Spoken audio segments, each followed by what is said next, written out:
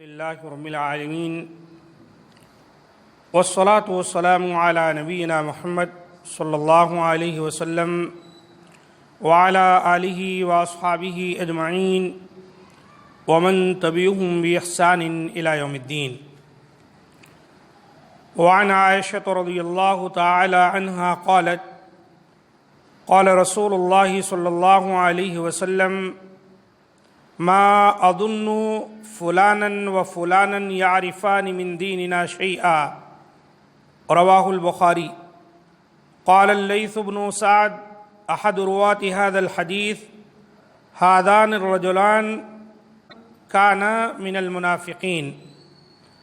حضرت عائشہ رضی اللہ تعالی عنہا ہی سے روایت ہے کہ رسول اللہ صلی اللہ علیہ وآلہ وسلم نے فرمایا، میرا گمان ہے کہ فلاں فلاں آدمی ہمارے دین کی کسی بات کو نہیں جانتے۔ اس حدیث کو امام بخاری رحمۃ اللہ علیہ نے روایت کیا ہے۔ اس حدیث کے ایک راوی لیث بن سعد فرماتے ہیں کہ یہ دونوں آدمی منافقین میں سے تھے۔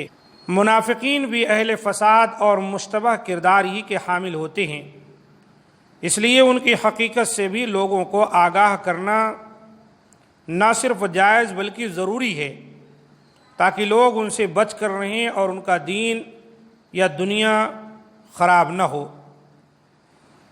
بات یہ چل رہی ہے کہ جو لوگ اہل فساد ہیں، بگاڑ پیدا کرنے والے، ان کی شکایت ہم لوگوں سے کر سکتے ہیں۔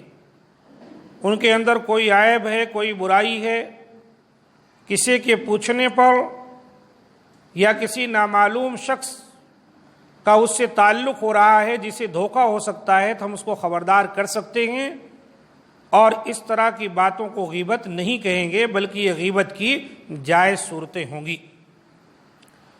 وعن فاطمہ بنت قیس رضی اللہ عنہا قالت اتیت النبی صلی اللہ علیہ وسلم فقلت ان ابا الجہم ومعاویۃ خطبانی فقال رسول اللہ صلی اللہ علیہ وسلم اما معاویۃ فصعلوب لا مال له واما ابو الجہم فلا يضع العصا عن عاتقه متفق علیہ۔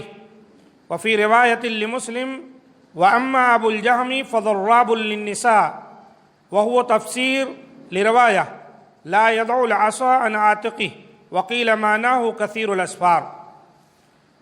حضرت فاطمہ بنت قیس رضی اللہ تعالی عنہ بیان فرماتی ہیں کہ میں نبی کریم صلی اللہ علیہ وسلم کی خدمت میں حاضر ہوئی اور کہا کہ ابو جہم اور معاویہ ان دونوں نے مجھے نکاح کا پیغام بھیجا ہے، میں کیا کروں؟ تو رسول اللہ صلی اللہ علیہ وسلم نے فرمایا، معاویہ تو مفلس آدمی ہے، اس کے پاس مال ہی نہیں ہے، اور ابو جہم جو ہے وہ اپنی لاٹھی ہی اپنے کندھے سے نہیں رکھتا۔ اس حدیث کو امام بخاری و مسلم نے روایت کیا، اور مسلم کی روایت میں ہے لیکن ابو جہم تو عورتوں کو بہت مارنے والا ہے، اور یہ تفسیر ہے پچھلی روایت کے الفاظ کی کہ وہ تو اپنی لاٹھی ہی اپنے کندھے سے نہیں اتارتا، اور بعض کے نزدیک اس کے معنی ہیں کثرت سے سفر کرنے والا۔ اس حدیث میں فاطمہ بنت قیس کا ذکر ہوا ہے جن کے شوہر نے ان کو تینوں طلاقیں دے دی تھی مختلف اوقات میں، اور یہ عدت گزار رہی تھی، تو نبی صلی اللہ علیہ وسلم نے ان کو ہدایت کی تھی کہ جب تک مجھے نہیں بتا لینا، کوئی پیغام آئے تب تک نکاح نہ کرنا۔ تو یہ معاویہ اور ابو الجہم ان دونوں نے ان کو پیغام دیا تھا، تو نبی صلی اللہ علیہ وآلہ وسلم نے دونوں کی کچھ کمیاں ان کو بتا دی۔ حالانکہ یہ کمیاں اس طرح بتانا منع ہے، یہ ایک غیبت کی قسم میں سے ہے، لیکن نبی صلی اللہ علیہ وسلم نے کس لیے بتا دی؟ تاکہ یہ خاتون کسی مشکل میں نہ گھر جائے۔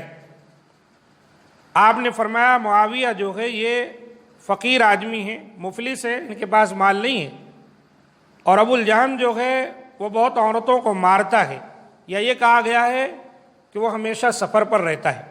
تو آپ صلی اللہ علیہ وسلم نے اس طرح ان کی اصلاح کر دی، چونکہ اس سے پہلے جن کے نکاح میں تھیں وہ اچھا آدمی تھا، مالدار بھی تھا، اخلاق کا بھی اچھا تھا، لیکن ان سے ان کا گزارا نہ ہو سکا تو اللہ کے رسول نے کہا پھر بھلا مفلس اور اس طرح جو ہے مارنے پیٹنے والے شخص کے ساتھ ان کا گزارا کیسے ہو سکتا ہے؟ آپ صلی اللہ علیہ وسلم نے ان کی اصلاح کر دی۔ تو اس سے پتہ چلا کہ رشتے ازدواج سے منسلک ہونے کی خواہش رکھنے والے فریقین کو ایک دوسرے کے حالات سے آگاہ کرنا اور ان میں موجود خرابیوں کو بیان کرنا جائز ہے، بشرطے کہ واقعی مقصد خیر خواہی ہی ہو، یہ غیبت محرمہ میں شامل نہیں ہوگا۔ آج بھی کوئی شخص اگر کسی کے تعلق سے آپ کو پوچھے فلاں صاحب رہتے ہیں آپ کے پڑوس میں یا آپ کے رشتہ دار ہیں، ان کی بیٹی یا بیٹا یا ان سے ہم رشتہ قائم کرنا چاہتے ہیں، آپ کچھ بتا سکتے ہیں؟ تو آپ کو جو بھی ان کی خوبی معلوم ہے، جو بھی عیب معلوم ہے، برابر آپ سامنے والے کو بیان کر دیں گے، کیونکہ وہ آپ سے نصیحت لینا چاہتا ہے، مشورہ، تو کوئی چیز چھپائیں گے نہیں۔ اور یہ نہیں سوچنا کہ یہ غیبت ہے، کیوں؟ یہ خیر خواہی ہے، بھلائی ہے۔ ہو سکتا ہے وہ آدمی نہ جانتا ہو کوئی بات، آپ کے بتانے سے جان جائے، اس کو رشتہ نہیں کرنا تھا، آپ کی توثیق سے وہ رشتہ کر لے، یا وہ رشتہ کرنے جا رہا تھا، کسی مصیبت میں گر جاتا، وہ لوگ اچھے نہیں ہیں، آپ کے بتانے سے بچ جائے۔ اس لیے خیر خواہی کے نام پر اسلام نے یہ صورتیں جائز رکھی ہیں، اور ان کو غیبت نہیں کہا جائے گا۔ کب تک؟ جب تک کہ اس میں مقصد سامنے والے کی برائی کرنا نہیں، بلکہ سامنے والے کی اصلاح کرنا اور اس کے خطرات سے کسی کو آگاہ کرنا ہے۔ اللہ تعالی ہم تمام کو ان باتوں کو سمجھنے اور اس کے مطابق عمل کی توفیق دے۔ ھذا ما عندی، سبحان ربک رب العزۃ عما یصفون، وسلام علی المرسلین، والحمد للہ رب العالمین۔